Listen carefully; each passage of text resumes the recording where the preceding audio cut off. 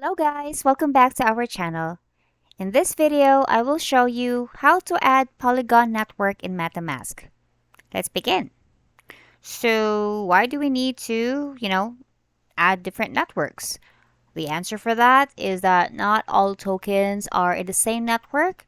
There's a lot of tokens that they are actually running on different networks. So for example, if BNB, USD, BUSD, they can actually run on Binance Smart Chain network.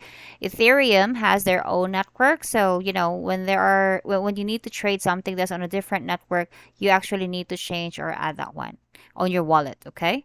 So in this tutorial, we're talking about Polygon network, how to add that. In my experience, the only reason why I would need to add Polygon is my NFTs.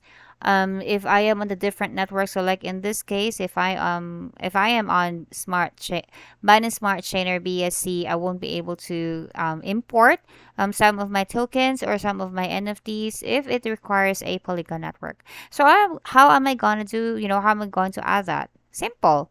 If this is your entire interface or your entire look for your MetaMask, just hit the topmost button that says wallet, tap on that, and it would give you a list of networks that you can add for MetaMask.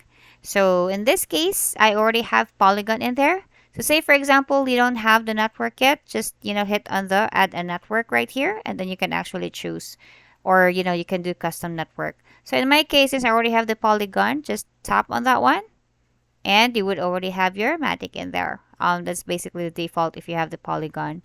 NFTs, there's another tutorial that we have in this channel wherein, we will show you how to import NFTs to your wallet.